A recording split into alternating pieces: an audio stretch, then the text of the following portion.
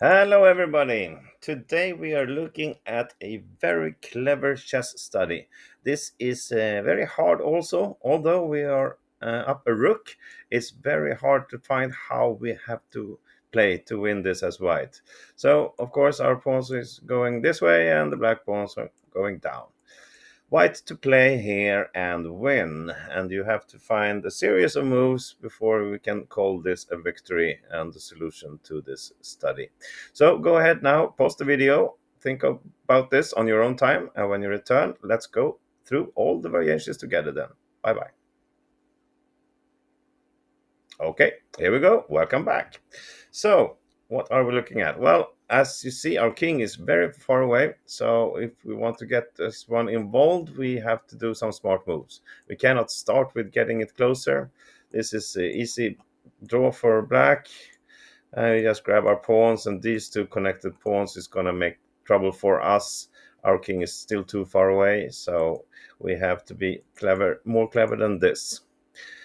The other move to look at first is to just move away our rook, allow black to grab our b pawn, follow up with a check here, and this is just not good enough either. The king is still too far away. He will play his pawns like this, and we will soon find out that this is not enough for us to win. Something like this. And it will be a queen the next move, and we will have to sacrifice our rook on that. Going back a little bit here, instead of checking, if we try to play rook h5 instead, attacking the both pawns. Of course, if we take both pawns, we can lose this one. We are still winning, but this is just not quick enough. Again, black will play a4 here. Our king needs to come closer. Pawn will push, and we don't have the time to get our king close enough. Now it's a stalemate unless we move the rook, and of course this is just a draw. So that's not working. We cannot move the king, we cannot move the rook, so we have to move either of these two pawns. Looking at the b pawn first. Two steps is pointless. Black will just grab it, and he will push the pawn here. Our king is too far away. There's no use of getting a double pawn for black. He will be okay with that. The interesting move is to move b pawn one step. This looks like it could be the best move, but it's not. This is not winning. Black will play king b2. Now we have to move away our king. He'll grab the pawn here. If we try to do something like this, attacking his pawns, he will play b4. And if we grab this, we lose our b pawn. And again, our king is too far away. The pawn and the king will do enough. We will have to sacrifice our rook here sooner or later. And that will be a draw. And if we try this to secure our pawn here, now if black plays either pawn, now he will lose, but instead he can play either king b2 or king a3. Let's look at this. The point of black playing king b2 first is to make way for this pawn, and still we cannot move the rook because we have to protect our own pawn. So if we start moving the king now, this is just too far away again. You see, there's no way we're going to reach here in time, and we will be forced to sacrifice our rook on this pawn. So we cannot start with b3 either. So what's left? Well, it's the a pawn, and one step is pointless. He will grab here and attack both. So the winning move is a4, but of course it's not at all over now. We will have to make some good moves still. But a4 is great. Now we are threatening to grab here and then just run up.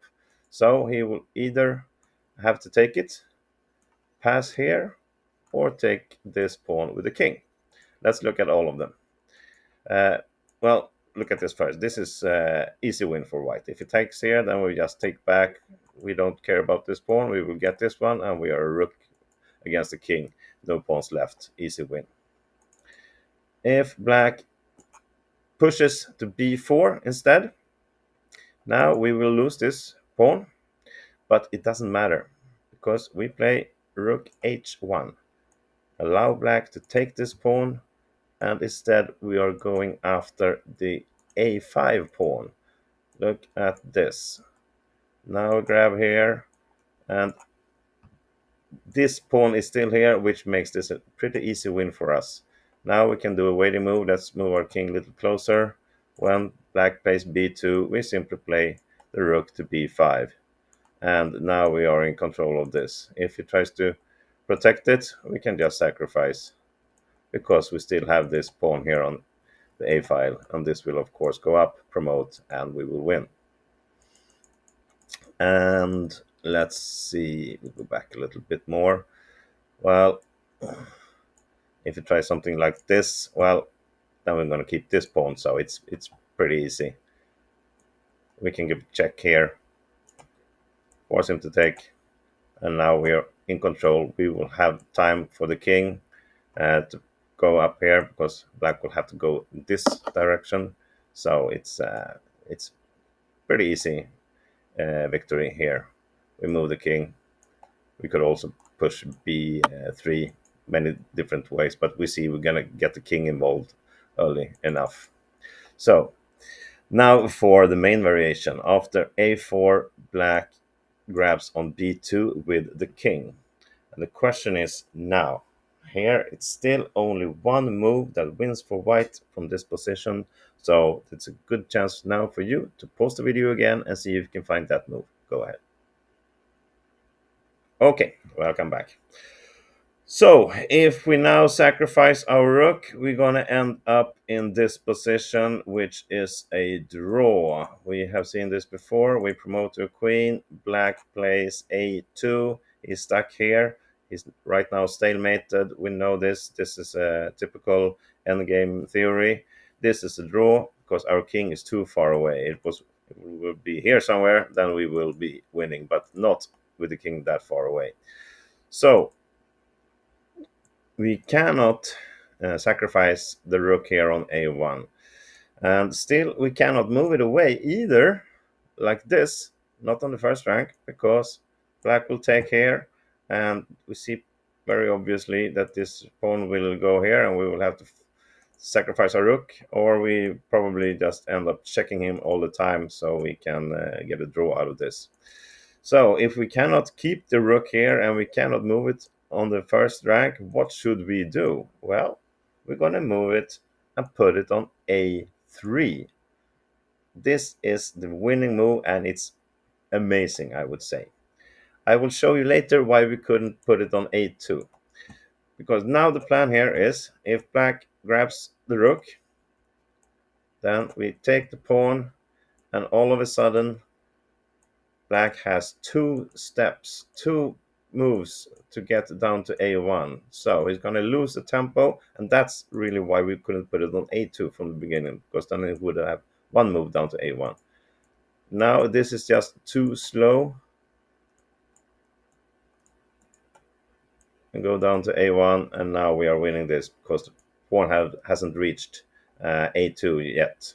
And there's many different ways to win. I would say the quickest is to play queen f4, because now we are going to c1 with checkmate if black moves the pawn. And if you start moving away his king like this, well, we're going to check, and now we're just going to get our king closer. And well, we know this. Well, here is forced to do that, so this is of course winning. So let's see, can he do something else after we play the rook to a3? Well, he can try this. Don't take a rook, instead pass with this pawn. He cannot take here, of course, then we take back and we're going to grab the next pawn. But he can try this. But it's going to be the same variation as we looked at before. We move away the king.